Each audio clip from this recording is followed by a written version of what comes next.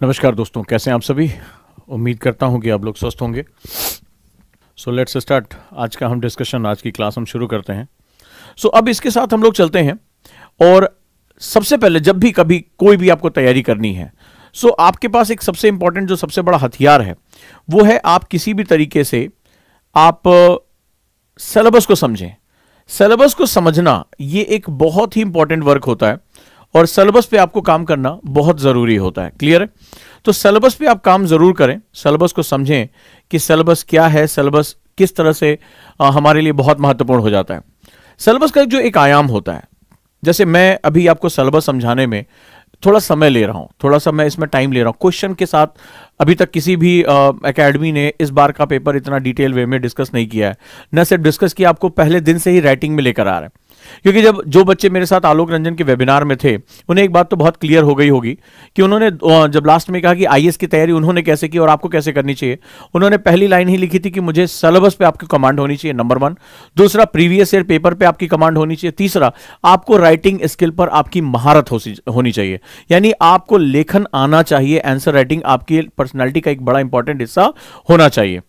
तो अब इस कंडीशन में अगर मैं बात करूंगा तो हम लोग यहां पर जो है वो इसको लेके चल रहे हैं। अब जैसे पुष्कर कुमार साहब हैं, अब मुझे नहीं पता कि ये क्लास के स्टूडेंट हैं, इन्होंने कहा नॉर्मल क्लास कब से स्टार्ट होगी, यानी इनके हिसाब से ये एबनॉर्मल क्लास है। यही सोच मुझे बदलनी है। बहुत बढ़िया इन्होंने मैसेज किया है। तो कई स्टूडेंट को लगता है नॉर्मल क्लास का मतलब क्या होता है। नॉर्मल क्लास का मतलब होता है हिस्ट्री पढ़ना। ठीक है, जैसे मैंने क्या किया, इनकी नॉर्मल क्लास का मतलब है कि सर हिस्ट्री कब से पढ़ाओगे, ज्योग्राफी कब से पढ़ाओगे। ठीक है, this is one of the way. तो इनके मतलब नॉर्मल क्लास का मतलब ये हुआ। लेकिन मेरा तुमसे तुम कैसे पता करोगे तुम्हारा टीचर ऑप्टिमली पढ़ा रहा है? तुम कैसे पता करोगे कि तुम्हें जो पढ़ाया जा रहा है वो अप टू द मार्क है? तुम मुझे क्वेश्चन भरो। तुम कोई ऐसा तो नहीं कि छोटे बच्चे हो, नर्सरी में अभी पहली बार एडमिशन लेने आओ, आईएएस की तैयारी करने जा रहे हो। तुम्हें कैसे पता चलेगा कि मुझे इसमें से अपने आप से क्या, अखबारों से क्या जोड़ना है? कैसे तुम जो है वो इसको डिफाइन करोगे? जैसे इन साहब ने पूछा, ऐसे बहुत से ऐसे बच्चे हैं जो लगातार यही सोचते हैं कि अच्छा ये सिलेबस एनालिसिस चला, that is not part of examination. लेकिन अगर आप जब तक सिलेबस नहीं समझोगे तब तक कभी भी यूपीएससी में आपके लिए कोई बहुत ज्यादा डेप्थ क्रिएट नहीं होगी, याद रखिएगा। क्योंकि सिलेबस एनालिसिस जो होता है वो सबसे बड़ी बात, हमें क्या पढ़ना है इसको वो बहुत स्मॉलर कर देता, बहुत छोटा कर देता है कि हमें एग्जैक्टली केवल इतने ही पॉइंट हमें जो है ध्यान से पढ़ने हैं और इसी पर अपनी मास्टरी को क्रिएट करना है। जिस स्टूडेंट को सिलेबस नहीं पता, ये मैं नहीं, जितने भी आईएएस ऑफिसर तुम्हारी भी जानकारी में, इंस्टा पे, फेसबुक, उनसे पूछ के देखो, सर मैं बिना सिलेबस पढ़े आईएएस में जाना चाहता हूं, उसी समय मना कर देंगे तुम्हें कि अगर तुम्हारे पास सिलेबस नहीं है, तुम कितने भी सेमिनार सुन लो, कि अगर तुम्हारे पास सिलेबस में तुम्हारी कमांड नहीं है, तुम कभी भी आईएएस की तैयारी नहीं कर सकते। एकदम स्पष्ट मुंह पे तुम्हारे बोल देंगे और आप जो है वो ट्राई करके देख लेना। और बहुत से स्टूडेंट, मैं बहुत से ऐसे स्टूडेंट को जानता हूं जो आईएएस की तैयारी 6 महीने से, साल भर से कर रहे हैं और उनके सामने एक न्यूज़पेपर डाल देता हूं कि ये न्यूज़पेपर में से पेपर वाइज छांट के निकाल दो। मतलब पेपर 1 में कौन सी खबर है, पेपर 2 में कौन सी खबर है, पेपर 3 में कौन सी है। यकीन मानिए उनको टाइम लग जाता है, नहीं कर पाते हैं। क्यों? क्योंकि उनको सिलेबस की पकड़ ही नहीं है। सिलेबस तुम्हें सबसे ज्यादा मदद कहां करता है? जब आपके पास न्यूज़पेपर आता है, आपको पता है कि आपका मैक्सिमम जो हिस्सा है आज के क्वेश्चंस का बहुत बड़ी मात्रा में करंट के बेस पे आ रहा है। अब आप मुझे बताओ, आज का न्यूज़पेपर आया, तुम्हें कैसे पता चलेगा कि ये पेपर वाइज हो? तुम तो उसको हेडलाइन वाइज पढ़ते हो। तुम्हें कैसे पता चलेगा इसमें कौन सी मुझे एग्जाम्पल को, कौन सी इंफॉर्मेशन को मुझे किस पेपर वाइज पढ़ना है? कैसे उसके नोट्स अपने पेपर वाइज पढ़ोगे? अगर तुम्हें सिलेबस नहीं पता होगा, तुम कभी भी न्यूज़पेपर नहीं पढ़ पाओगे, नहीं पढ़ पाओगे, तुम्हें पता ही नहीं रहेगा। अब रीजन बताता हूं क्यों। कई बच्चे ये जानना चाहते हैं कि आखिर सिलेबस और न्यूज़पेपर में लिंक क्या होता है। आप लोगों ने पूछा था ना मुझसे, एक बार ये समझ लो, सिलेबस और न्यूज़पेपर में लिंक क्या है। अब बताता हूं। कई बिगिनर बच्चे, एक्चुअली क्या है ना कि इस तरह से पढ़ाया हमारे यहां नहीं जाता। हमारे यहां तो वही होता है, आओ जल्दी सिलेबस, आंख बंद करो, वो भेड़ों की तरह आंख बंद करो, चलो चलो इसी लाइन में लग जाओ, जल्दी जल्दी सिलेबस पूरा। उनको लगता है कि सिलेबस पूरा हो गया, हाँ मैं अब तो आईएएस बन गया। लेकिन जब वो रियल टाइम में एग्जाम देने जाते हैं तब उन्हें पता चलता है जमीन और आसमान में बहुत बड़ा जो है एक अंतर हमें यहां पे देखने को मिलता है। अब जरा ध्यान से सुनो क्या इसमें लिंक है। फॉर एग्जाम्पल, एक टॉपिक है हमारा अर्बनाइजेशन, एक छोटा सा टॉपिक ले रहा हूं, अर्बनाइजेशन, शहरीकरण। तुम्हें पता है ये पेपर 1 में भी है और ये पेपर 3 में भी है, दोनों में यहां से क्वेश्चन आते हैं।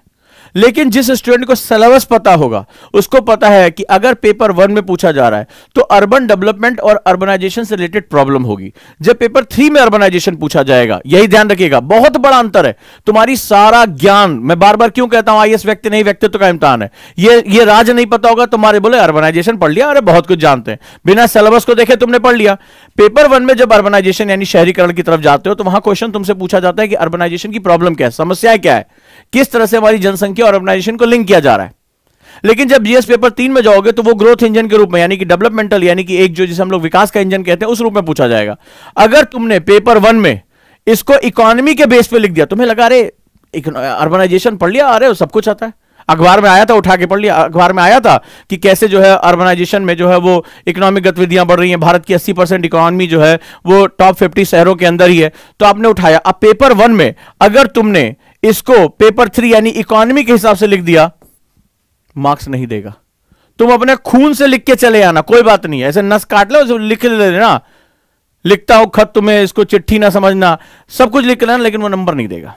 और पेपर 3 में जहां पर ये इकोनॉमी के बेस पे पूछा जा रहा है और वहां तुमने अर्बनाइजेशन के चैलेंजेस लिख दिए, कहीं तुमने एडिटोरियल पढ़ लिया, अर्बनाइजेशन शब्द तुम्हारे दिमाग में ब्लिंक कर रहा है और लिख लिया, मार्क्स नहीं देगा, मार्क्स नहीं देगा तुम्हें।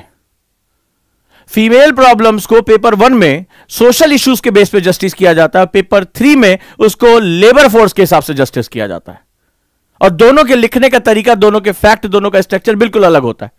यही फर्क होता है। एक बच्चा जो ये थिन लाइन जानता है, इसको हम लोग ट्रेंड स्टूडेंट बोलते हैं। कौन सा स्टूडेंट? Trend student. पास और फेल होने वाला स्टूडेंट हमारे यहां नहीं पढ़ता है, हमारे यहां पास फेल की कोई जरूरत नहीं है। हमारे यहां दो तरह के स्टूडेंट होते हैं, एक ट्रेंड होता है, एक अनट्रेंड होता है। एक होता है स्टूडेंट अनट्रेंड। चूंकि मेरे पास कॉन्सेप्टर में 2 साल का समय होता है, तो मैं वहां पर क्या करता हूं, इस जो अनट्रेंड बच्चा है, जैसे ये उसको लग रहा है कि सिलेबस मेन, जैसे उसने बच्चे ने पूछा कि मेन वाला कब पढ़ाओगे, तो उसके दिमाग में बैठा हुआ है कि अभी सर अभी लिखेंगे ज्योग्राफी, और उसके जो है वो हेडलाइन देंगे और हमें ढेर सारा लिखना होगा। तो उसके सारे सपने यहां टूटने जा रहे हैं, सारे सपने टूटेंगे, क्योंकि हम उसको ट्रेनिंग दे रहे हैं यूपीएससी के हिसाब से। वो आया हुआ है एक एकेडमिक्स के हिसाब से कि कुछ ये ग्रेजुएशन में जैसे हमारे मास्टरों ने पढ़ाया था उसी हिसाब से यहां भी पढ़ाया जाएगा। तो ये ग्रेजुएशन नहीं है, ग्रेजुएशन में 67% ले आया, 68% ले आया, कोई मतलब नहीं है, ठीक है। लेकिन यहां यूपीएससी में 1 मार्क्स में ही जिंदगी इधर से उधर पहुंच जाती है, ठीक है। जरा टॉपर की आ गया है जो देख लो, first rank, second rank, third rank के बीच में कितने नंबर का अंतर है, आपको खुद ही अंदाजा हो जाएगा, राइट। अभी मिस्टर राजवर्मा साहब हैं, why UPSC is asking such a way, कि यूपीएससी इस तरह से क्यों बात करता है, क्योंकि यूपीएससी में शायद तुमने वेबिनार किया नहीं, अगर ये वेबिनार करते तो मैंने आपसे भी कहा था कि अगर मेरे बच्चों ने जब उस समय, जब वो डीएम जो है वो थाने के बाहर फंसा था, डीएम था बाहर, भीड़ आग लगा दी, पेट्रोल बम फेंक रही है, पुलिस की गाड़ियों में आग लगा दी, मुझे बताओ तुम्हारी हिस्ट्री, ज्योग्राफी या पॉलिटी का कौन सा सिलेबस उस समय काम आता। तुम्हारे साथ खड़ा एसपी गोली चलाने का ऑर्डर मांग रहा है कि सर अब बोलिए, अभी गोली चला देते हैं, कई लोगों की जान जा सकती है तुम्हारे एक आदेश पे, क्योंकि तुम उस टीम के लीडर हो, तुम्हारे एक आदेश पे बहुत कुछ हो सकता था, तुम छोड़कर भाग भी नहीं सकते, तुम्हें अपने लोगों की जान भी बचानी है। तो वहां पर इसलिए क्योंकि जो रियल टाइम सिचुएशन होती है, आपको फील्ड में काम करना है, तो वहां पर रियल टाइम सिचुएशन में जो थिंकिंग होती है वो यूपीएससी आपसे चाहता है। यूपीएससी बेसिकली थिंकिंग को डेवलप करने का एग्जाम है, कि एक ऐसी सिचुएशन जिसका हमें एक नया रास्ता करना है। इसीलिए जब मैं सिलेबस एनालिसिस करा रहा हूं तो मैंने सिलेबस एनालिसिस में बताया था क्या, कि ये बेसिकली परिवर्तन किसके लिए है, जहां पर भी आपको चेंज दिखाई पड़ रहा है, जहां भी आपको चेंज दिखाई पड़ रहा है, परिवर्तन दिखाई पड़ रहा है, यानी एक लाइन से वो जो है एक अलग पाथ डेवलप हो रहा है, यूपीएससी में वही पढ़ रहा है। तो सिलेबस एनालिसिस तुम्हारा एक तो सबसे बड़ा काम, न्यूज़पेपर को मुश्किल से 40 मिनट के अंदर लेकर आ जाएगा। आपको पता होगा कि आधे से ज्यादा खबरें मुझे पढ़नी ही नहीं है, सिलेबस एनालिसिस का सबसे बड़ा फायदा होने जा रहा है। और आपको यह बात पता है कि करंट अफेयर्स के बिना आपका सिलेक्शन नहीं होगा। तो न्यूज़पेपर एनालिसिस का जो मेरे साथ अभी जो आप कुछ दिन समय बिताएंगे, उसमें आपको सबसे बड़ा फायदा होगा कि इसको आज के बाद तुम्हारा जो ये पता चल जाएगा कि आधे से ज्यादा खबरें मुझे न्यूज़पेपर में पढ़नी ही नहीं है। दूसरी जो मुझे पढ़नी है वो मुझे अब पेपर वाइज पढ़नी है। पेपर 1 के लिए कौन सी खबरें, एग्जाम्पल लेता हूं, बड़े ध्यान से सुनिएगा, खासतौर पर उन स्टूडेंट से मैं मैसेज चाहूंगा जिन्होंने अभी कहा कि सर मेन कोर्स कब शुरू होगा, जैसे लगता है रेस्टोरेंट में ऑर्डर हुआ है, तो मेन कोर्स में बताता हूं। आज एक छोटी सी खबर बताता हूं, सभी लोग रेडी हो, आज इंपॉर्टेंट हिस्ट्री पढ़ा रहा हूं, हां या ना, हिस्ट्री का सिलेबस एनालिसिस किया, चलो एक बार फिर से दिखा देता हूं यहां पर सिलेबस एनालिसिस। अब जरा मजेदार बात देखो, यूपीएससी को अगर टॉप करना है, पहले अटेम्प्ट में टॉप करना है, जो राज बताता जा रहा हूं उस पर आप काम करना शुरू करो बड़े ध्यान से, ठीक है। यहां पर दिया हुआ है स्वतंत्रता संग्राम, इसके विभिन्न चरण और देश के विभिन्न भागों से इसमें योगदान करने वाले महत्वपूर्ण व्यक्ति और उनका योगदान, यानी कि जो freedom struggle, its various stages and important contribution from different part of the country. पढ़ लिया आपने? अब देखो, किसी ने कहा कि सर मैंने इसका प्रिंट ले लिया है। प्रिंट लेना और इसको समझना, मैंने एनालिसिस वर्ड यूज किया था, इसके बीच जमीन आसमान का अंतर देखो। आज की जब तुम खबर उठाओगे, आज का न्यूज़पेपर उठाओगे, ध्यान से समझना, एक बहुत डीप बात करने जा रहा हूं। आज आपको समझ में आया होगा कि जो हमारी जो 26 जनवरी की जो परेड होती थी, हमारा गणतंत्र दिवस, अब वो 24 के बजाय 23 से शुरू होगा। और आपने कल देखा कि देश में एक बहुत बड़ी कंट्रोवर्सी भी हुई कि अमर जवान ज्योति को लेकर, और वहां देखा कि जहां पर एक समय जॉर्ज पंचम की मूर्ति थी, वहां नेताजी सुभाष चंद्र बोस की मूर्ति स्थापित की जाएगी। और 24 जनवरी से होने वाली हमारी जो गणतंत्र परेड शुरू होती थी, उसको अब हम 23 तारीख लेकर आ रहे हैं। 23 जनवरी से शुरू होगी, और 23 जनवरी नेताजी सुभाष चंद्र बोस का क्या होती है? जन्मतिथि होती है। अब इसमें क्या लिखा हुआ जरा देखो, सिलेबस इतना ये भानुमति का पिटारा है। मान लो सिलेबस में दिया हुआ है कि स्वतंत्रता संग्राम, इसके विभिन्न चरण और देश के विभिन्न भागों में इसमें अपना योगदान देने वाले महत्वपूर्ण व्यक्ति या उनका योगदान, महत्वपूर्ण व्यक्ति और उनका योगदान। मुझे यह बताओ, जो एक नया इतिहास टर्न कर रहा है, जिसमें गांधी नेहरू को छोड़कर अन्य वो लोग जो दब गए थे, जो छुप गए थे, जिनका स्वतंत्रता आंदोलन में इतना योगदान था, अब वो उनके नामों को वापस लेकर आया जा रहा है। चाहे सरदार पटेल हो, चाहे सुभाष चंद्र बोस हो, या अन्य सभी वो लोग जो अलग अलग तमाम जो है आपने देखा संथाल नेता जो रहे हैं, तमाम आदिवासी नेता जिनका योगदान रहा है। किसी एक व्यक्ति का योगदान नहीं हो सकता कि इतिहास उसी व्यक्ति को जो दे दिया जाए। आप मुझे बताइए आज ये खबर है कि नहीं है? लेकिन अगर तुम केवल सिलेबस को इतना ही पढ़ते हो, मान लो कि स्वतंत्रता संग्राम इसके ये इतनी बड़ी खबर है, नेशन की आज सबसे बड़ी एक जो बहुत बड़ी खबर बनी है, और आप लोगों ने देखा कि यहां पर भानुमति का मिटारा मतलब पेंडोरा बॉक्स, इसमें ढेर सारी चीजें निकलनी शुरू हो जाती हैं। अब आप मुझे बताओ, इस खबर को आज के करंट अफेयर्स के साथ रिलेट हो सकते कि नहीं? लोग कहते हैं कि सर हिस्ट्री में तो करंट नहीं पूछा जाता, लेकिन अगर आज गवर्नमेंट वहां पर नेताजी सुभाष चंद्र बोस की जो है वो प्रतिमा स्थापित करने जा रही है, कल वहां पे एक 3D प्रतिमा लगाई गई थी, होलोग्राम लगाया गया था, और अब वहां पर जो है वो क्या किया जाएगा, जो हमारी इतने समय से आजादी के बाद से परंपरा चली आई थी कि 24 तारीख से 24 जनवरी से हम शहीदों के सम्मान में हम अपने 26 जो जनवरी की गणतंत्र शुरू करते थे परेड, उसको हम 23 लेकर जा रहे हैं। ये बहुत बड़ा हिस्टोरिकल इवेंट है। तो यूपीएससी ये कहेगा, यूपीएससी क्या जानना चाहता है? वो ये जानना चाहता है कि ये घटना हुई, ये एक इवेंट हुआ। ध्यान से सुनना, सबने पेपर पढ़ा? मेरी क्लास में बहुत हाईली अपडेट रहना पड़ेगा, मैं बहुत करंट के साथ अपडेट रहता हूं, और यही इसीलिए मैं जो है वो सिलेबस एनालिसिस पर इतना फोकस करता हूं। मुझे पता है कि जो सिलेबस एनालिसिस नहीं कर सकता, वो बिल्कुल ऐसे जैसे वो तुमने बाहुबली में देखा था करके जो बात करता था, उसी तरह से बात हो जाएगी। टीचर तुमसे बात करेगा जैसे वो उसमें एक दूसरी भाषा में तुमसे बोलूंगा, और तुम जो है उसी तरह ऐसे सुनते रहोगे कि क्या बात कर रहा है। तो इसी तरह वाली बात हो जाएगी जैसे वो चेन्नई एक्सप्रेस में जब शाहरुख खान एक छोटे से व्यक्ति से बात कर रहा होता है, तो बिल्कुल वही वाली हालत हो जाएगी। तो उसको बोलता है यार तुझे जो है वो हिंदी नहीं आती, मुझे तमिल नहीं आती, बिल्कुल वही बात हो जाएगी। सिलेबस बेसिकली टीचर, यूपीएससी संस्था और तुम्हारे बीच का एक कम्युनिकेशन है। तो अब इस खबर का, आज इतनी बड़ी खबर, आप सोच रहे हो कि आप आजादी के इतने सालों बाद आप पूरी एक तिथि को शिफ्ट कर रहे हो, बहुत बड़ी घटना है। यूपीएससी क्या जानना चाहता है? यूपीएससी क्या देखेगा इसमें? उसके मन में क्या बात आएगी? उसके मन में आएगी कि खबर आई, स्टूडेंट ने इसको पढ़ लिया कि भाई जो है वो हम 23 जनवरी से शुरू कर देंगे।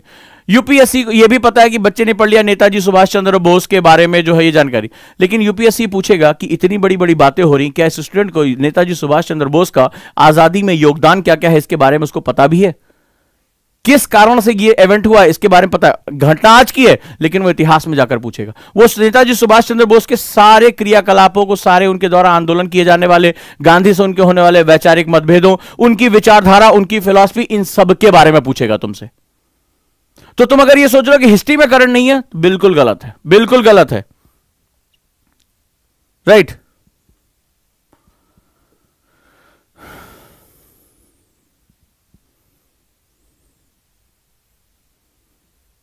तो दिस इज द फैक्ट, जहां पर आपको, इसको हम लोग बोलते हैं स्टैटोडायनेमिक। स्टैटोडायनेमिक का मतलब डायनेमिक्स, जो अभी आज खबर आई है वो डायनेमिक हो गया, लगातार गतिशील है।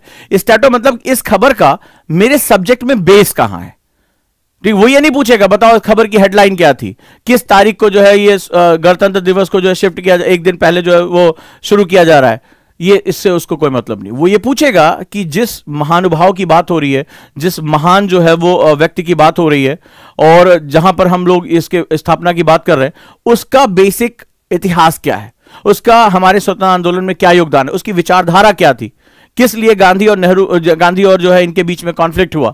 तो ये बहुत सी चीजें जो है वो लगातार तुम्हारे लिए इंपॉर्टेंट हो जाती हैं। ये होता है मैजिक ऑफ सिलेबस। जिस स्टूडेंट को सिलेबस पता है उसको पता है कि मुझे कहां तक तैरना है।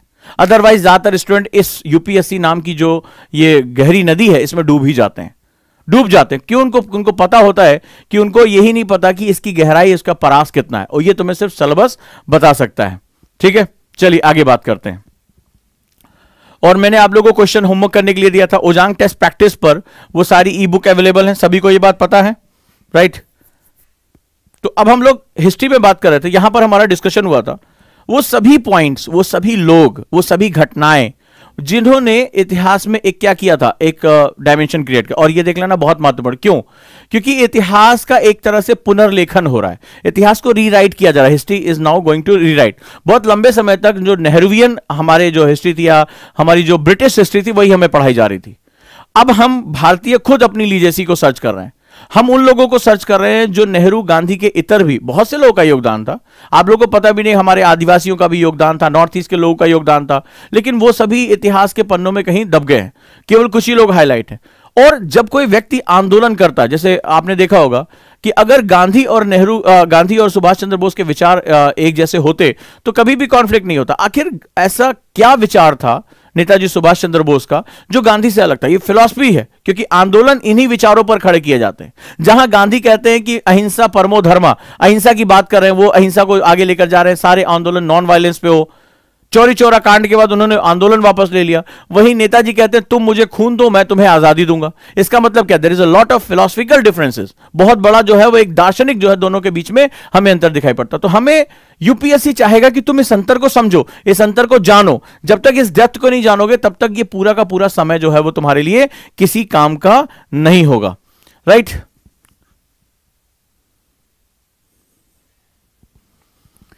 अब मैंने आपको बताया था कि वो सभी पॉइंट, अब क्या किया नेताजी सुभाष चंद्र बोस ने? एक लाइन तो ड्रॉ की, एक नया मेथड डेवलप किया। कई डॉक्यूमेंट्स ऐसे भी कहते हैं कि अंग्रेज बहुत घबराए हुए थे उनसे, कि उन्होंने जिस तरह से सेना की बढ़त लेनी शुरू कर दी थी, उनको बहुत ज्यादा क्या हुआ, एडवांटेज मिलने शुरू हो गए थे।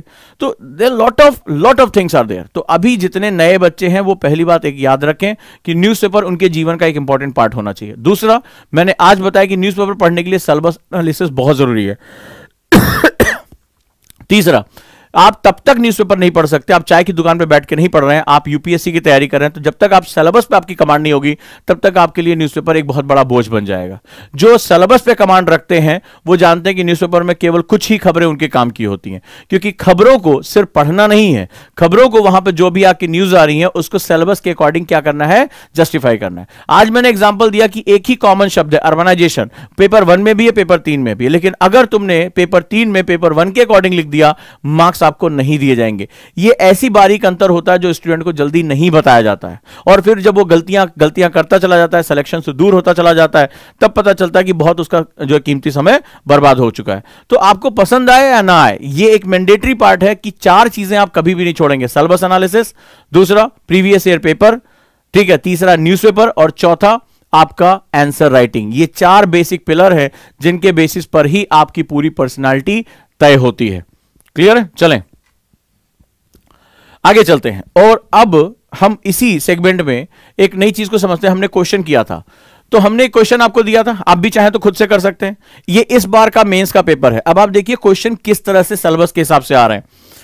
तो हमने पहला क्वेश्चन यहां तक कर लिया था, किस तरह भक्ति साहित्य, इसने भी हमें एक लाइन ड्रॉ किया था, हाँ या ना, कंफर्टेबल हो?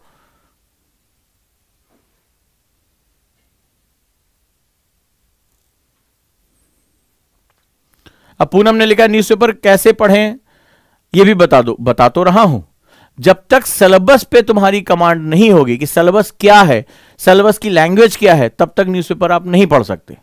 वो सिर्फ पढ़ना होगा, उसको समझ अंडरस्टैंडिंग करके उसको अपने आंसर में नहीं लेकर आ सकते। क्लियर है? तो एक बार में एक ही चीज सीखो, पहले सिलेबस पे कमांड कर लो। अब आ जाओ, यहां तक मैंने आपसे क्वेश्चन करने के लिए बोला था, आपको बोला भी था कि आप घर में क्वेश्चन करें। आज मैं आपको होमवर्क भी दूंगा। तो ये लोग जो कह रहे हैं कि सीरियस वाली पढ़ाई कब होगी, वो समझ लें कि सबसे सीरियस पढ़ाई हो रही है। एक बार सिलेबस पर पकड़ हो जाती है तो फिर हमें आगे पढ़ना आसान हो जाता है। नेक्स्ट लिखो। अब एक क्वेश्चन है, बड़ा प्यारा सा क्वेश्चन है। तो मैंने जैसे आपको बताया था कि इतिहास में सब कुछ यूपीएससी में नहीं पढ़ना है, किसी भी सब्जेक्ट में नहीं पढ़ना है। यूपीएससी एक लाइन याद रख लेना, बार बार इसीलिए मैं इसको दोहराता रहूंगा। जहां भी हमारे समाज में, हमारे इतिहास में या हमारे विज्ञान में कहीं पर भी तुम अभी चारों पेपर का सिलेबस जब एनालिसिस करोगे तुम्हें दिखाई पड़ेगा, जहां पे भी हमें एक टर्निंग पॉइंट मिला है, जहां पर भी हमें एक नया मोड़ मिला है, एक नई परिपाटी को हमने जन्म दिया है, a new method, we evolve new method, तो वहीं पर ही वहां यूपीएससी रुक जाता है और क्वेश्चन पूछता है। यही फर्क है ग्रेजुएशन के सिलेबस और यूपीएससी के सिलेबस में। यह डिफरेंस अगर नहीं जानोगे तो किताबों का बोझ तुम्हें मार डालेगा। हर किताब तुम्हें, हर चैप्टर तुम्हें बहुत इंपॉर्टेंट लगेगा, और ये डिफरेंस अगर तुम समझ गए तो किताबें धीरे धीरे सिमटकर छोटी जाएगी। तो आज हम जो मेहनत कर रहे हैं वो आगे चलकर हमें 2 साल 1 साल बहुत हेल्प करने वाली है। क्लियर है? तो बहुत ध्यान से और पूरी, जिसे कहते हैं ना कि एक शिद्दत के साथ, एक जिसे कहते हैं पूरे डिवोशन के साथ आपको सिलेबस एनालिसिस पे अपना ध्यान करना है। इतना डिटेल में जाकर सिलेबस कोई नहीं बताता है। अब इस बार मैंने क्या किया है, सिलेबस बेस पे क्वेश्चन दिया है। अगला क्वेश्चन जो इस बार का यूपीएससी मेंस का क्वेश्चन है, ध्यान से देखो। कहता है trace the rise and growth of the socio religious reform. लिख लो, trace the rise and growth. Topic क्या है हमारे पास? राइज यानी उदय, ग्रोथ यानी विकास, सोशियो रिलीजियस रिफॉर्म। चलो इसके शब्द के बारे में मुझे बताओ। सामाजिक धार्मिक सुधार। सुधार शब्द से क्या मतलब होता है? What is the meaning of reform? और सुधार शब्द से आप क्या समझते हैं? इस शब्द में बहुत कुछ छुपा हुआ है। सुधार करने का मतलब, जैसे आपने कई बार देखा होगा, मान लीजिए हमारे पास कोई ऐसी चीज है टेढ़ी मेढ़ी हो जाती है, तो हम उसको पीट पाट के क्या करते हैं, या उसको दबा उबा के हम उसको सीधा करते हैं। कॉपियों का पन्ना मुड़ जाता है तो हम उसको ठीक ठाक करते हैं कि नहीं करते? मान लो ऐसे ये कोई पेज है मुड़ जाता है तो हम इसको क्या करते हैं, सीधा करते हैं। तो सुधार का मतलब क्या होता है? उसको वापस अपनी स्थिति की तरफ लेकर आना, या अगर वो डिविएट हो गया। तो रिलीजन में भी क्या होता है, इस टाइम मैंने पहले जो क्लास में डिस्कस किया था, बड़े ध्यान से इसकी गहराई को सुनो। मेरे क्वेश्चन खूब फंसते हैं एग्जाम में, और लेकिन इसके लिए तुम्हें अपने कान और दिमाग दोनों खोलने पड़ेंगे। तो मान लो जैसे कोई भी चीज है, जैसे ये कागज वागज मुड़ गया, जैसे मान लो ऐसे मुड़ गया है, तो मैं क्या करूंगा, इसको सीधा करूंगा, इसको प्लेन करूंगा, ठीक है? तो इसमें मैं रिफॉर्म करूंगा, इसको वापस अपनी स्थिति में लेकर आऊंगा। तो कई बार रिलीजन में, हर तरह के रिलीजन में कई बार क्या होता है कि एक ऑर्थोडॉक्सनेस यानी बहुत रूढ़िवादिता आ जाती है, उसमें जड़वत्ता आ जाती है, उसमें इनर्शिया जो डेवलप हो जाती है। So due to that particular inertia उस धर्म में आगे इवॉल्व करने का रास्ता बंद हो जाता है।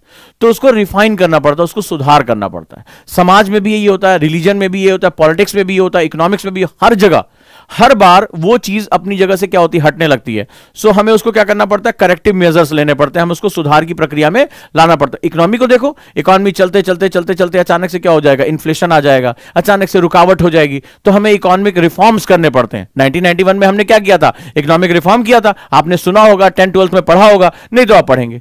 जब हम पॉलिटिक्स की, आज हम देखिए, आप तमाम स्टेट में पॉलिटिक्स हो रही है, जाति धर्म के बारे में बात हो रही है। अगर आप लोगों ने एडिटोरियल कल का भी पढ़ा होगा तो उसमें इलेक्शन रिफॉर्म्स के बारे में बात आ रही है, हाँ या ना, कि हमें चुनाव सुधार करने होंगे, हमें पुलिस सुधार करने होंगे। आज भी पुलिस सुधार के ऊपर आया हुआ है कि भाई पुलिस कानून व्यवस्था की, यानी कि हमारे पास जो हमारा बेसिक लॉ एंड ऑर्डर है उसका पहला मेजरमेंट होता है, लेकिन हमारी पुलिस अंग्रेजों के कानूनों से चल रही है। हम आजाद भारतीयों में हमें पुलिस सुधार करने होंगे, आज के पेपर में दिया हुआ है, आज भी आप पढ़ सकते हैं। हाँ या ना, मुझे बताते जाएं, यस या नो, कि आपको कितनी बातें समझ में आ रही है। और नहीं समझ में आ रही, घबराने की कोई बात नहीं है, बस सुनिए कि मैंने क्या क्या चीजें कही हैं, सब कुछ सिलेबस का पार्ट है।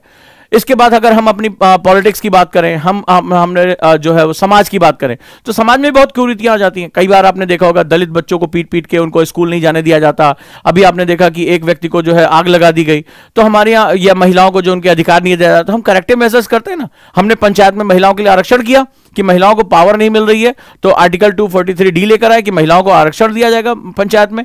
तमाम आपने देखा होगा, यूपी में भी बातचीत चल रही है कि महिलाओं को जो है आरक्षण दिया जाए, चल रहा है मुद्दा कि जो है वो उनको जो है वो रिजर्व की जाए इनके लिए सीटें।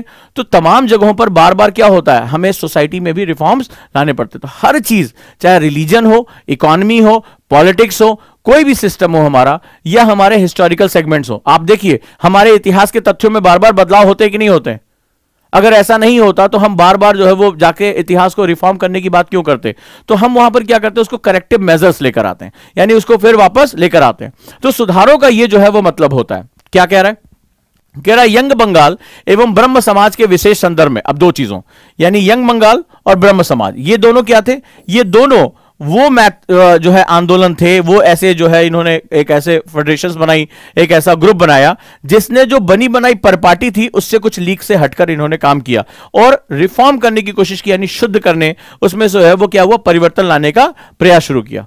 कहता है कि आंदोलनों के उत्थान तथा विकास को रेखांकित कीजिए। आपको इसका आंसर नहीं पता, कोई बड़ी बात नहीं है ना, मैं तुमसे आंसर के भी डिस्कशन करने जा रहा हूं। मैं क्या डिस्कस कर रहा हूं, मैं ये बात कर रहा हूं कि सिलेबस और सिलेबस में किस तरह के क्वेश्चन आते हैं। मैंने अभी क्या बताया, जहां जहां आप क्वेश्चन पेपर देखते जाना, जहां जहां हमें पॉइंट ऑफ चेंज मिल रहा है, क्या मैंने आपसे बताया था, पॉइंट ऑफ चेंज। जिस दिन तुम इस बात को समझ जाओगे ना, तुम्हें यूपीएससी का सिलेबस बहुत छोटा लगने लगेगा, बहुत छोटा लगने लगेगा। तुम्हारे लिए न्यूज़पेपर, बुक्स, सब कुछ अट्रैक्शन का पार्ट बन जाएगा, मुझे यहां से लेना है। तो अब इसके में तुमने देखा कि क्वेश्चन क्या कह रहा है, आंसर खुद से ट्राई करो, यहां मैंने दे रखा है, ओजांग टेस्ट प्रैक्टिस पे जाओगे, ई बुक्स के फॉर्म में तुम्हारे पास हिंदी इंग्लिश दोनों में दिया हुआ है। कह रहा trace the rise and growth of the socio religious reform. तो अब समझ में, रिफॉर्म का मतलब क्या होता है, उसको दोबारा उस रूप में लेकर आना। Movement with special reference to the young Bengal and Brahmo Samaj. तो ये दो इवेंट्स को उसने क्या किया, चेंज किया। इनको लॉन्च करने वाले लोगों के बारे में तो पर्सनालिटीज थी ना सिलेबस में, कि उन्होंने जिन्होंने समाज में एक नया परिवर्तन लिया। तो जो जड़वत्ता थी, जो समाज में जो है वो कुरीतियां थी, जो एक बैड प्रैक्टिसेस थी, उनको इविल प्रैक्टिसेस को क्या किया, रिमूव करके नई प्रैक्टिसेस की बात की। चाहे वो विडो रिमैरिज हो, विधवा विवाह की बात हो, सती प्रथा को हटाने की बात हो रही है, बाल विवाह को रोकने की बात हो रही है, या जो एक जिसे कहते हैं कि एक जो जड़वत है, रूढ़िवाद है, उससे निकलकर कुछ नया सोच, कुछ नई जो है वो एक नई थिंकिंग के बारे में बात हो रही है। तो इस तरह से अगर हम बात करें तो ये हमारा क्वेश्चन क्या फिर हमें क्या प्रूव करता है, पॉइंट ऑफ चेंज। हिस्ट्री में जहां हमें पॉइंट ऑफ चेंज दिख रहा है, क्योंकि पॉइंट ऑफ चेंज ही तुम्हारा जीवन है। You will be the point of change. आने वाले समय में कौन होगा पॉइंट ऑफ चेंज, तुम होगे। तुम जिस डिस्ट्रिक्ट में जाओगे वो डिस्ट्रिक्ट समस्याओं से घिरा होगा। तुम जहां के डीएम बन के पहुंचोगे वो बिल्कुल समस्याओं से घिरा होगा। कहीं पीने का पानी नहीं होगा, कहीं बहुत बड़ी आबादी जो है वो 20 लीटर पीने के पानी के लिए मीलों दूर जाती होगी, कई बच्चे स्कूल नहीं जाते होंगे, बच्चों में नशे की समस्या होगी, कई महिलाओं को घर से बाहर निकलने का जो है वो मौका नहीं मिलता होगा, उनको अपनी जो है वो पावर एक्सरसाइज करने का मौका नहीं मिलता होगा, कहीं अवैध खनन हो रहा है, कहीं पर्यावरण को नुकसान पहुंचेगा। ये जब तुम जाओगे तो ये तुम्हें गिफ्ट में दिया जाएगा समस्याएं, और तुम पॉइंट ऑफ चेंज होगे। तुम्हारे किसी भी क्षेत्र में लिए गए स्टेप्स जो होंगे, इनिशिएटिव्स होंगे, तुम्हारे वाइज स्टेप जो होंगे, वो वहां के लोगों के जीवन के ऊपर बहुत बड़ा फर्क डालेंगे, बहुत बड़ा अंतर डालेंगे। यही वो पॉइंट है जहां पर यूपीएससी को आप पकड़ सकते हो कि this is the point of change. क्यों सिलेबस में उठाते यूनिवर्सिटी, किसी भी टॉप यूनिवर्सिटी का सिलेबस उठा के डाल देते, नहीं डाला ना। उन्होंने उन्हीं घटनाओं, उन्हीं व्यक्तियों, उन्हीं लोगों, उन्हीं संस्थाओं को क्यों डाला जिन्होंने इतिहास में पॉइंट ऑफ चेंज डेवलप किया है, यानी पॉइंट ऑफ चेंज के रूप में एस्टैब्लिश हुए हैं। क्यों? क्योंकि आपकी भी सर्विस क्या है, आपके लिए पॉइंट ऑफ चेंज है। आप ही परिवर्तन के बिंदु होगे। जब आप जाओगे यूपीएससी में, जब आप डीएम बनोगे या और भी पोस्ट पे जाओगे, तो आपको ये सारी चीजें गिफ्ट मिलेंगी। पता चला कि बच्चे स्कूल नहीं जाते, सरकारी स्कूल में नशा करते हैं, वो जो है व्हाइटनर सूंघते हैं, तो आपको उसके लिए स्टेप उठाना पड़ेगा। आप बच्चों को उठा के जेल में नहीं डाल सकते हो। आपको उन्हें मुख्य धारा में लाने के लिए अब आपको कोई किताब भी नहीं मिली है कि भैया किताब पढ़ो और इसको पढ़कर बच्चों को जो है नशा मुक्त कर दो। आने वाली पीढ़ी खराब हो जाएगी, ह्यूमन रिसोर्स खराब हो जा रहा है। आप अपने वाइज डिसीजन, समाज के लोगों को इकट्ठा करना, बच्चों की काउंसलिंग करना, मनोवैज्ञानिकों का जो है वो प्रभाव वहां डालना, स्कूल व्यवस्था अच्छी करना, उनको प्रेरित करना, ये सारे प्रयास करोगे तब आपकी वजह से वो बच्चे स्कूल लौट पाएंगे। और अगर वो लौट जाते हैं तो आप जिस जिले में गए हो, आपका जो काम है वो पॉइंट ऑफ चेंज के रूप में जाना जाएगा। आपका काम एक इतिहास बन जाएगा। सिंपल सा फंडा है। डन? तो इस क्वेश्चन को समझ गए? चलिए, और हम क्वेश्चन आंसर इसमें दिया हुआ है, आप चाहे तो ओटीपी पे जा सकते हैं। मैं एक बार क्वेश्चन डिस्कस कर लेता हूं कि सिलेबस के हिसाब से मेरे पास क्या क्या सेगमेंट्स आए हैं। चलिए आ जाइए। कहता है assess the main administrative issue and socio culture. अच्छा, आप मुझे बताओ, जिसको इसको मैंने सिलेबस बताया है, खासतौर पे वो भाई साहब जिन्होंने कहा था कि मेन पढ़ाई कब शुरू होगी, आ जाइए सर। अभी मैंने सिलेबस लास्ट टाइम भी डिस्कस किया था, ये सिलेबस का कौन सा पार्ट है प्लीज डिफाइन करें। क्वेश्चन आया हुआ है, ये इस बार 2021 का मेंस का क्वेश्चन पेपर है, अभी जो हुआ है अभी जनवरी में, मुश्किल से एक हफ्ता हो रहा है। assess the main administrative issue and socio-culture problem in the integration process of the Indian princely states. ठीक है, कहता है भारतीय रियासतों के एकीकरण की प्रक्रिया में मुख्य प्रशासनिक मुद्दों एवं सामाजिक सांस्कृतिक समस्याओं का आकलन करिए। चलिए,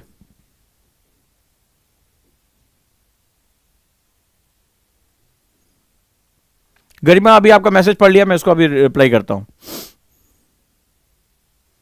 ये फर्स्ट पेपर नहीं, हाँ एक बच्चे का जवाब बिल्कुल सही है, बहुत से शाबाश बेटा, ये ख्याति है बेटा, वंडरफुल बेटा, शाबाश। और इनका भी आया, प्रणव का भी बहुत सही, शाबाश बेटा। प्रभाकर वंडरफुल बेटा, शाबाश। ऐसे ही जवाब से ये जीएस पेपर 1 क्या कर रहे हो? ये देखो किसी, ये सज्जन है कोई, इन्होंने लिखा जीएस पेपर 4, इनका क्या करें? ये श्वेता पाल है, इन्होंने लिखा जीएस पेपर 3 का है। ये मैं पेपर 1 डिस्कस कर रहा हूं प्रॉपरली, ये होता है। अब देखो ये जानना बड़ा जरूरी है, खासतौर पे वो साहब जिन्होंने कहा था अभी बहुत से ऐसे बच्चे की सीरियस पढ़ाई कब शुरू करेंगे। देखो बच्चे लिख रहे हैं जीएस पेपर 4, ये जो पॉइंट है ये जीएस पेपर, कैसे तुम लोग पढ़ोगे यार? अभी कोई नई रिसर्च न्यूज़पेपर में आती है, आते रहते इस पे ऊपर लेखन आता है, तुम कभी जान ही नहीं पाओगे कि इसको कहां डालना है। बताइए, कोई कह रहा है जीएस पेपर 2, मतलब आप लोग अपना मानसिक स्तर देखिए। और आप आईएएस की तैयारी करते, बस अभी उठाता भूगोल पढ़ा, बहुत आसान है यार, सालों से पढ़ा रहा हूं, एकदम नींद में भी पढ़ा सकता हूं। वो ज्यादा आसान था, ये ज्यादा कठिन था, क्योंकि अभी अभी पेपर हुआ है, किसी ने नहीं अपडेट किया, तुरंत अपडेट करके तुम लोग को यहां बता रहा हूं। ये स्थिति है तुम्हारी, ये स्थिति है तुम्हारी, और तुम आईएएस की तैयारी करने जा रहे हो। तुम्हें ये नहीं पता कि अभी पिछली क्लास में मैंने तुम्हें जो है इसके बारे में डिस्कस किया था, और तुम्हारे पास सिलेबस नहीं, तुम क्या करोगे बुक्स का, तुम्हें पता नहीं रहेगा पढ़ क्यों रहे। फिर कहो सर मैं आजकल हिस्ट्री पढ़ रहा हूं। जो स्टूडेंट हिस्ट्री बोलता है, ज्योग्राफी बोलता है, पॉलिटी बोलता है, उसका वैसे भी यूपीएससी में कुछ नहीं होता है। जो ये बोलता है कि मैं जीएस पेपर 1 पढ़ रहा हूं, जीएस पेपर 2 पढ़ रहा हूं, 3 पढ़ रहा हूं, वही सही मामले में पढ़ाई कर रहा है। तो जब तक तुम्हारी लैंग्वेज सिलेबस के अकॉर्डिंग नहीं होगी, तुम ये लिख रख लो, कुछ नहीं होगा। तुम अभी 2022, 23, 24 बिता लो, कुछ होने जाने वाला नहीं है। बताओ, नारायण कुमार ने लिखा सोशल इश्यूज जीएस पेपर 1।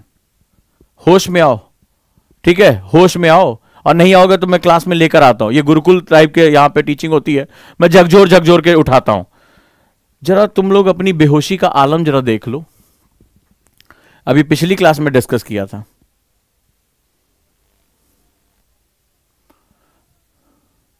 स्वतंत्रता के पश्चात देश के अंदर एकीकरण और पुनर्गठन, सिलेबस तुम्हें नहीं पता और तुम चल रहे हो आईएएस की तैयारी करने और पूछ रहे हो कि ज्योग्राफी कब पढ़ाएंगे। हाँ देख लो, ले हुआ है ना, ये देखो यहां पे दिया हुआ है, post independence consolidation and reorganisation within the country, है कि नहीं है? जीएस पेपर 1 का हिस्ट्री का पार्ट है ये। आयुष शर्मा लिख रहे हैं कि आर्ट एंड कल्चर, ये आर्ट एंड कल्चर का पार्ट है। बहुत बढ़िया, सिर्फ 5-6 बच्चे थे जिन्होंने जवाब सही दिया, सिर्फ 5-6 बच्चे। और जब तुम्हें पता ही नहीं है कि पेपर कहां से आ रहा है, क्या चीज पूछेगा, कहां से तुम तैयार कर पाओगे? इसमें लगातार तुम्हें अपडेट करना पड़ेगा। अभी तमाम नए नए आर्टिकल आए थे, तमाम जो है वहां पर बातचीत, कई बार जो है जूनागढ़ का मुद्दा बार बार उठ जाता है, कई बार हैदराबाद का मुद्दा उठ जाता है, ऑपरेशन पोलो का मुद्दा उठ जाता है। अभी गोवा का जो है, आपने देखा गोवा का भी कुछ दिन पहले जब गोवा का पुनर्स्थापना दिवस हुआ था, आजादी की जो सालगिरह मनाई गई थी, वहां पर भी आर्टिकल आए थे। तो आप न्यूज़पेपर से कभी नया उठा ही नहीं पाओगे, क्योंकि आपको तो पता ही नहीं, आप तो बेहोश हो ना। तुम तो आईएएस की तैयारी करने आए, कैसे करना है तुम्हें थोड़ा पता। मौसी का घर ढूंढ रहे हो, कहां है नहीं जानते, मौसी घर जाना है, बस खाली मौसी घर ढूंढो तुम लोग।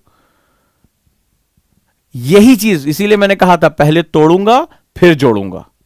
मुझे पता है कि ढेर सारी गलत फहमियों के साथ तुम आईएएस की तैयारी करने आ रहे हो, फिर कहते हो सर हमारा तो आईएएस में हुआ ही नहीं, सर कोचिंग ठीक नहीं थी, टीचर ठीक नहीं था, राहु केतु भी खराब थे, ठीक है, शनि भारी था, 7.5 चल रही थी, सारी चीजें तुम्हें खराब। लेकिन तुम ये नहीं देखोगे तुमसे क्या गलती हो रही है, तुम्हें यूपीएससी की लैंग्वेज ही नहीं पता।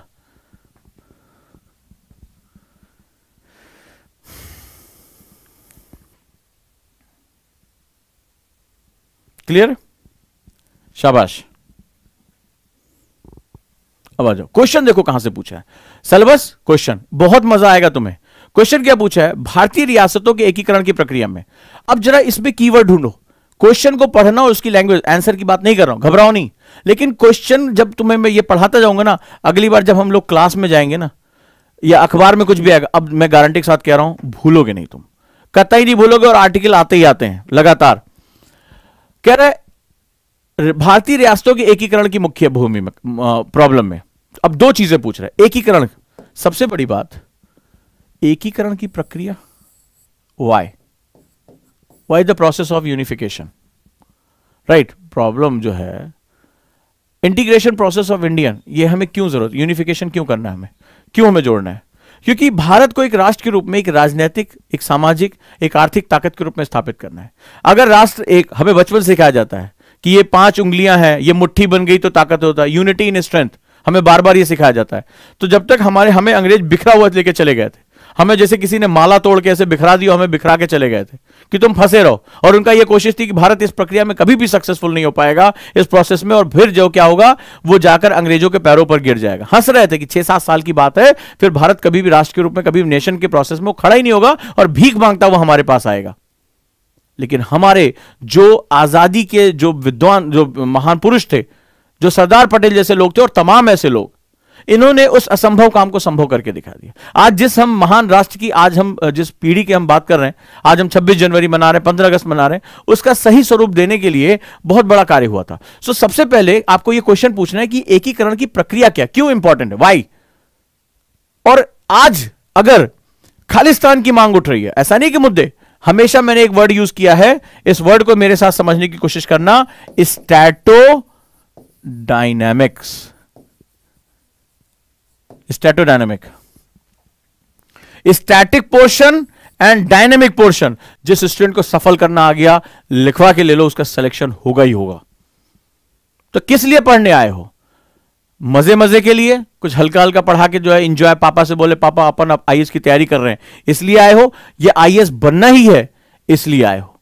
ये दोनों का फर्क ही तुम्हें बताएगा कि क्लास में मेरे साथ तुम कितनी देर सरवाइव कर पाओगे।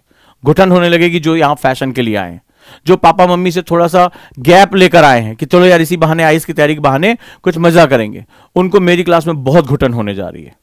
और जिनके मन में कि नहीं ये राष्ट्र मेरा है, मुझे अब यहां पर इस समाज को कुछ वापस करना है, अपनी चेंज को बताना है, उनका बहुत बहुत स्वागत है।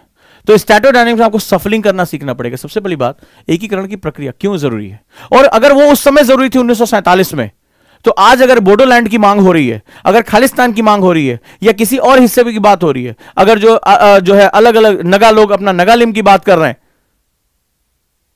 तो क्या आज भारत के सामने भी वही यूनिफिकेशन यानी इंटीग्रेशन जो हमारे पूरे स्टेट्स की वो समस्या बनी हुई है? हां या ना?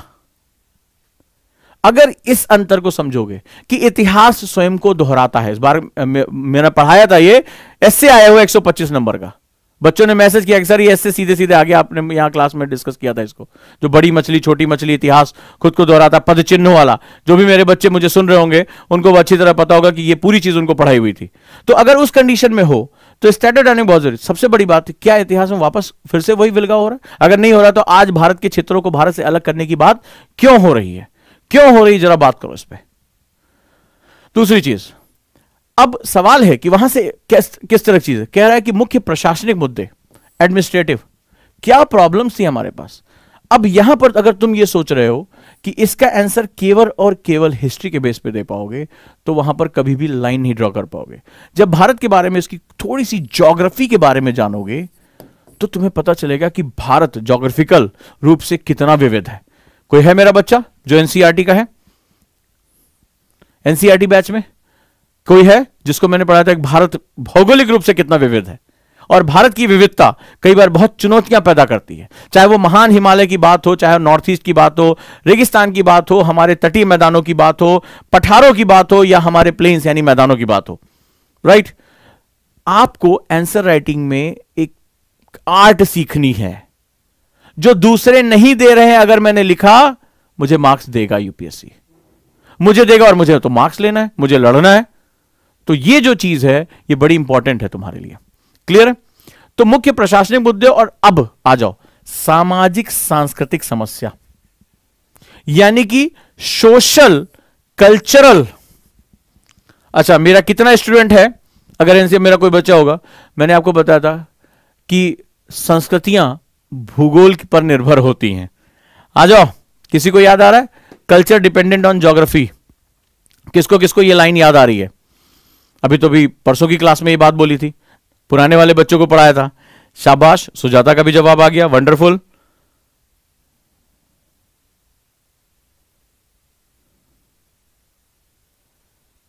अब मुझे आंसर लिखना है। आंसर में कितनी ट्रिक डाली है देखो। यूपीएससी एक ही क्वेश्चन के अंदर जान फूंक देता है। किसी किसी को लगेगा कि क्वेश्चन सिंपली भारतीय रियासतों के एकीकरण का है, लेकिन ये क्वेश्चन भारतीय रियासतों, यूपी अगर तुम यूनिवर्सिटी एग्जाम में होते ना तो भारतीय रियासतों की एकीकरण की प्रक्रिया क्या थी, ठीक है, process of integration of Indian state, princely state क्या था, आप बता देते ऐसे ऐसे हुआ था, ऐसे ऐसे मिले थे और ये फलाना फलाना जो है वो कॉन्ट्रैक्ट साइन हो गया था।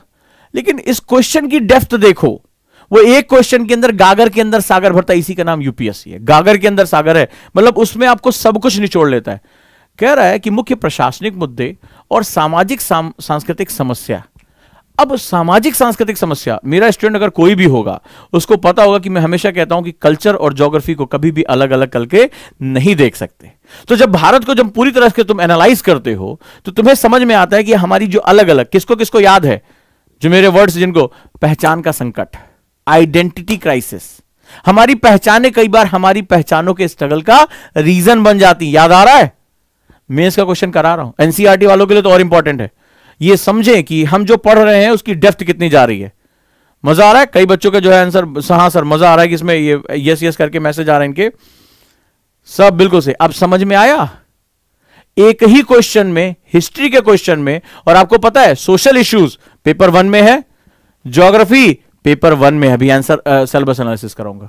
इसका आंसर लिखते समय मुझे पूरे पेपर 1 के डायमेंशन का इस्तेमाल करना पड़ेगा अगर मुझे इसमें ज्यादा मार्क्स मेरे कॉम्पिटिटर से चाहिए। और ये कट थ्रोट कॉम्पिटिशन है। अगर आप नहीं लिखोगे कोई और लिख लेगा, आपको बाहर कर देगा, वो अंदर चला जाएगा। और आपको एक एक नंबर के लिए फाइट करनी है तो आपको कुछ नया देना पड़ेगा और वही दे पाएगा। ये जो सोशल इश्यूज है, ज्योग्राफी है और हिस्ट्री है, ये तीनों पेपर 1 का पार्ट है। और देखो कितना ट्रिक किया। क्वेश्चन नहीं पूछ रहा है। अगर क्वेश्चन ये होता कि एकीकरण की प्रक्रिया क्या थी तो यूनिवर्सिटी वाला बच्चा भी कर लेता, लेकिन ये यूपीएससी है, कह रहा है कि आखिर सामाजिक सांस्कृतिक समस्याएं क्या थी। वो राजनीतिक समस्याओं के बारे में बात नहीं कर रहा, प्रशासनिक एडमिनिस्ट्रेटिव पहला, और दूसरा बात कर रहा है सोशियो कल्चरल। क्या क्वेश्चन है, बहुत वाकई में बहुत ही जबरदस्त अच्छा क्वेश्चन है। इसको जब ध्यान से मैंने पढ़ा, मैंने कहा कितनी बड़ी ट्रिक खेल गया यूपीएससी। जिस बच्चे ने कोई भी हिस्ट्री की किताब उठा लो, पोस्ट इंडिपेंडेंस विपिन चंद्रा पढ़ लो, कोई भी पढ़ लो, तो उसमें ज्यादातर उस समय का जो है वो हिस्टोरिकल पर्सपेक्टिव दिया है, पॉलिटिकल पर्सपेक्टिव दिया है। और सब बच्चे और इसको मैक्सिमम लिखा। मैंने किसी पूछा भी जो इन बच्चों ने मेंस दिया, उसमें उसने गलत लिखा, उसने वो पूरा का पूरा वही खा के उसको उतार आया। उसने ध्यान ही नहीं दिया क्वेश्चन की डेप्थ क्या है, कि क्वेश्चन में तो कुछ और पूछ रहा है, क्वेश्चन में सोशियो कल्चरल पूछ रहा है। और जिसको भी सही ढंग से इसने क्लास में पढ़ा होगा उसको पता होगा बिना ज्योग्राफी को डिफाइन किए कभी भी सोशल कल्चर को डिफाइन नहीं कर सकते। इतनी बड़ी ट्रिक खेल गया यूपीएससी इस गेम में। और बच्चा लोग यस मैंने पूरा लिख दिया तो विपिन चंद्रा छाप के आया, यस यस करता हूं, घर आएगा जब आंसर आएगा अरे यार मेरा नहीं हुआ, क्योंकि वो कुछ और पूछ रहा था। ये दो शब्द को अगर बैठ के बाद सोच नहीं पाए ना तो कभी भी इसका आंसर नहीं कर पाओगे। कितने मेरे स्टूडेंट हैं जिनको ये मैंने पढ़ाया था और अब मजा आ रहा है उनको? ये इस बार का पेपर है बाबू, इस बार का पेपर है। और ये ट्रिक है, जैसे बहुत, ये इसको मैंने इसलिए ये बहुत ट्रिकी क्वेश्चन है, बहुत ट्रिकी क्वेश्चन। ये दिखने में जितना सीधा लग रहा है ये उतना ही ले जाएगा सबको। बहुत ट्रिकी क्वेश्चन है। अब समझ में आया कि मैं इतना डिस्कस क्लास में क्यों करता हूं, क्यों रिलेट करता हूं कि ज्योग्राफी के साथ मैं सोसाइटी, इकोनॉमी, पॉलिटिक्स सबको मैं क्यों इंटीग्रेट करके पढ़ाता हूं तुम्हारे सामने। और ये मैं नहीं कह रहा हूं, ये मेरा भी टेस्ट है। ये रहा क्यों, मेरा बच्चा जो वहां से मैसेज मुझे कर रहा है कि सर हो जाएगा, सारे क्वेश्चन डिस्कशन से हमें मिले। समझ में आया? क्वेश्चन को क्रैक कर लिया? हाँ आ रहा है मैसेज, धड़ाधड़ आ रहे हैं। यस सर आपने पढ़ाया था। ये देखो, ये है मिस्टर वायरल, संस्कृतियों की विविधता भूगोल की विविधता पर निर्भर है। शाबाश, यही लाइन लिखाई थी मैंने। मजा आ रहा है? और जो नए बच्चे हैं वो भी समझें कि क्वेश्चन का नेचर समझना बड़ा जरूरी है, गलतियां दोहरानी नहीं हमें। क्लियर है?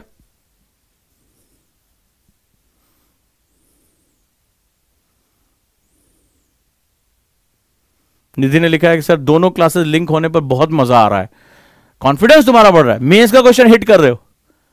मेंस में लिखे हो बच्चा गलत करके आया, वो खाली विपिन चंद्रा में उसने क्या किया, पॉलिटिकल डायमेंशन लिखता चला गया। उसने सोचा भी नहीं कि यहां गेम कितना बड़ा खेल गया यूपीएससी। ये तब होता है जब आप सिलेबस पे अपनी कमांड नहीं रखते हो। सिलेबस पे अपनी कमांड रखना सीख गए, चीजें तुम्हारे लिए बहुत आसान हो जाएंगी। चले आंसर हम डिस्कस करते रहेंगे क्लास में। देखें सिलेबस के साथ क्वेश्चन किस तरह से पूछ रहा है, लिंक कर रहा है। अब जरा ध्यान से देखो, जैसे फॉर एग्जांपल ये देखो, ये हमारा हिस्ट्री का सिलेबस है, ये देखो भारतीय समाज की मुख्य विषय, ये सोशल इश्यूज हैं, भारत की विविधता, महिलाओं की भूमिका, महिला संगठन, जनसंख्या, संबंध मुद्दे, गरीबी, शहरीकरण, उनकी समस्या और उनके रक्षोपाय, ठीक है, role of women, women organisation, silent Indian society की खास बातें, ठीक है, मेंस में मैंने पढ़ाया भी था, आपको याद होगा मेंस के बच्चों को। तो अब क्या हो रहा है, इसी को उसने हिस्ट्री के साथ जोड़ दिया।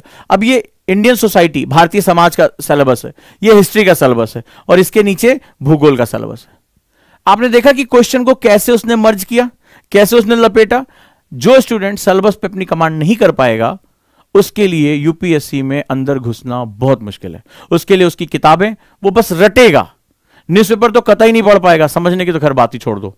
तो सिलेबस आप कभी भी आज आप उस पर चले जाए, फेसबुक पे तमाम आईएएस वाईएएस ऑफिसर हैं, उनसे पूछिए सर मैं सिलेबस नहीं पढ़ना चाहता, मुझे सर सिलेबस नहीं समझना है और मैं आईएएस की तैयारी करना चाहता हूं, फिर वो तुम्हें जवाब देंगे, वो आके मेरे को बता देना। चलिए अब आ जाते हैं।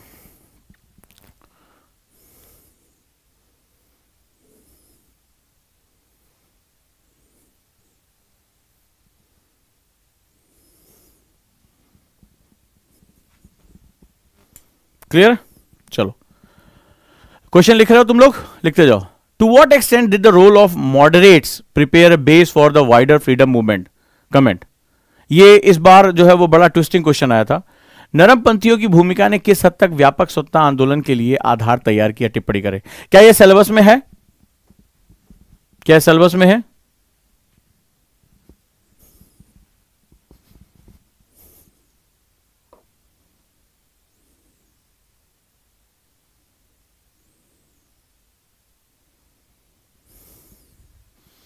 नरमपंथियों की भूमिका ने किस हद तक व्यापक स्वतंत्रता आंदोलन के लिए आधार तैयार किया? टिप्पणी करें, बताइए।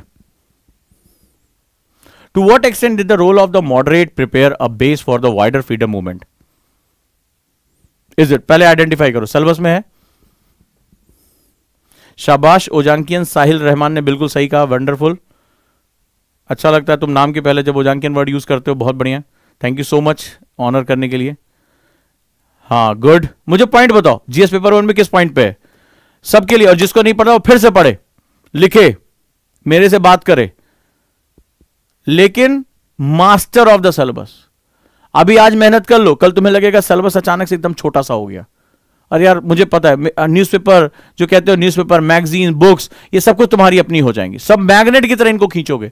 सिलेबस में इतनी पावर होती है कि इंफॉर्मेशन वो खींच लेता है, और जो स्टूडेंट सिलेबस नहीं जानता वो बस यकीन मान लो साल 2 साल मैं बेमान नहीं, मत पढ़ो तुम, जाओ यार कोई बात नहीं है, लेकिन ईमानदारी से पढ़ो।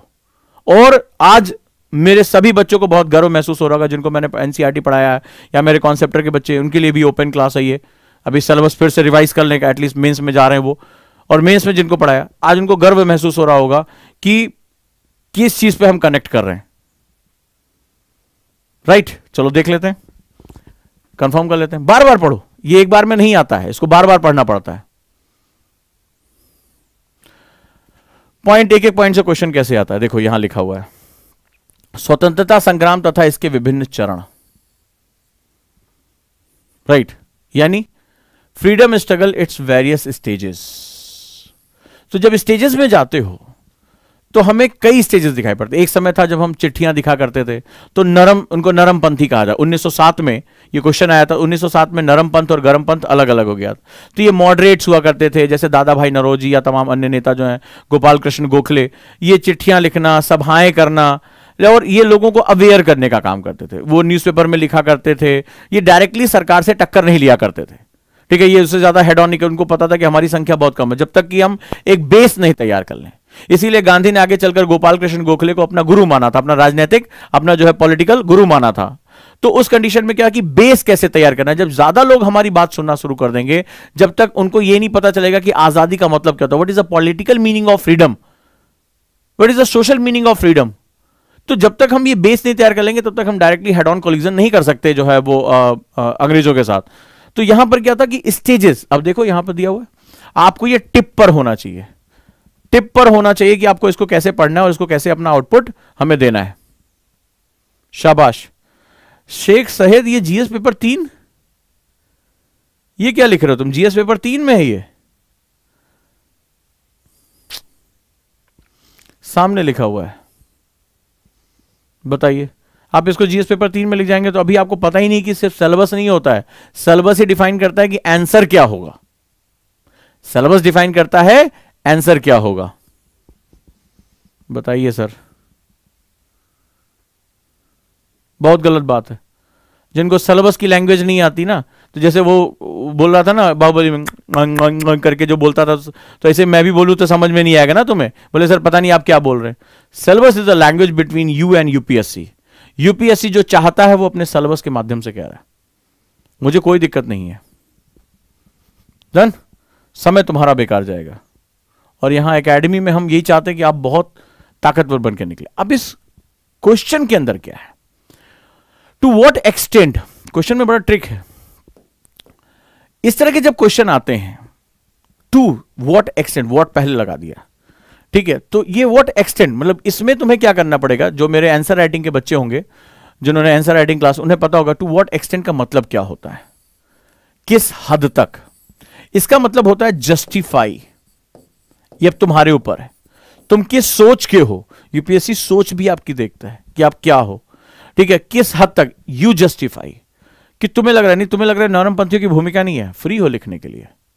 तुम्हें लगता है कि नहीं बहुत इंपॉर्टेंट भूमिका है, तुम फ्री हो लिखने के लिए, लेकिन वो कहता है जस्टिफाई। जैसे कहते हैं कि जैसे मम्मी ने पूछा, ये बताओ जार खाली पड़ा हुआ है, ठीक है, ऊपर जो मिठाई का जार था खाली पड़ा हुआ है, तो तुम्हें मम्मी ने 2 थप्पड़ मारे कि तुम्ही ने मिठाई खाई होगी। Now you have to justify. तुमने कहा मैंने मिठाई नहीं खाई, बोले और कौन खाएगा, ऊपर जार में से सारी मिठाई गायब है, तो तुम्हें क्या होगा, तुम्हें जस्टिफाई करना पड़ता है। जस्टिफाई मतलब प्रमाण देने पड़ते। देखिए मैं तो ट्यूशन में था, तो मैं तो खा ही नहीं सकता, ठीक है, मैं वहां पहुंच ही नहीं सकता, तो आपको क्या करना पड़ता है, अपने तर्क देने पड़ते हैं, अपने आर्ग्यूमेंट्स लेकर आने पड़ते हैं। याद है, तो आर्ग्यूमेंट्स जब लेकर आते हैं तो जस्टिफाई। समझो, अब आप जिस भी पक्ष की तरफ जाना चाहते हो, आपको लगता है कि कोई खास भूमिका नहीं थी, आप जस्टिफाई करो उसको। जस्टिफाई मतलब अपने कॉन्क्रीट तथ्य दो यहां पर। क्लियर है, अपने कॉन्ट्रैक्ट किस हद तक व्यापक स्वतंत्रता आंदोलन के लिए आधार तैयार किया, यानी बेस तैयार किया। तो सारे इवेंट्स को आपको क्या करना है, कोलैबोरेटिव करना है और जस्टिफाई करना है। अपने तर्क आपको देने हैं कि सर मैं एग्री करता हूं कि हाँ ये बहुत इंपॉर्टेंट था, मैं डिसएग्री करता हूं, कोई बहुत ज्यादा इनकी भूमिका, इनका बहुत ज्यादा प्रभाव नहीं आया। आप फ्री हो लिखने के लिए। यूपीएससी कहता है आप किसी भी लाइन में जा सकते हो, बट आपको जस्टिफाई करना पड़ेगा, ठीक है, जस्टिफाई करना पड़ेगा, तभी आप कर पाओगे। तो ये आर्ग्यूमेंट्स होता है आपके और एग्जामिनर के बीच में। और आपको अपना, मम्मी ने कहा मारा, फिर एक तमाचा मारा, बोला तुम्हारे कपड़ों पे देखो ये मिठाई का जो ये लगा हुआ है तुम्ही ने खाया है, so you have to justify, नहीं तो वो मम्मी ठोंक देंगे तुम्हें, ठीक है, तुम्हें बचना पड़ेगा। नहीं आपने मारा, मुझे गलत मारा, ये मेरा जो लॉजिक है मैं यहां था ही नहीं। सो यहां पर क्या होता है, आपको आर्ग्यूमेंट्स देने पड़ते हैं। This is a Russell tussle. ये आपके और एग्जामिनर के बीच में एक रस्सा कस्सी का माहौल होता है। बड़े ट्रिकी क्वेश्चन होते हैं ये। शाबाश, गुरांग ने लिखा है principle 2 and 4, wonderful, I am proud of you. अब उसी को पता है क्योंकि आंसर मैंने प्रिंसिपल्स के बेस पे आंसर राइटिंग कोर्स पढ़ाया था। मजा आया। अब सिलेबस को फिर से पढ़ो। इसके बाद के क्वेश्चन तुम्हें कहां मिल जाएंगे, ओजांग टेस्ट प्रैक्टिस पे मिल जाएंगे। आप ओजांग टेस्ट प्रैक्टिस पे जाकर क्या कर सकते हैं, आप ये ई बुक डाउनलोड कर सकते हैं। क्वेश्चन के डिस्कशन पर आइए, ठीक है, जितना हो सके उतना क्वेश्चन डिस्कशन करिए।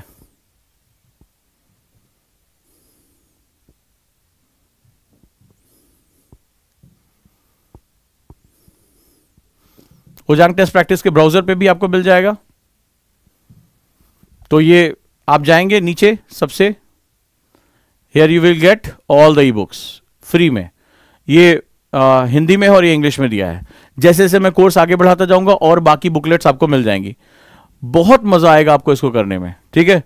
और क्लास के साथ ही मैं अभी ये जो ये वाला हमारा है, इसको मैं अपलोड करा देता हूं ये, ताकि आप इसको पढ़ें। नहीं तो लिखते रहा करें, इतनी बार दिखा रहा हूं, इसको आप लिख भी सकते थे।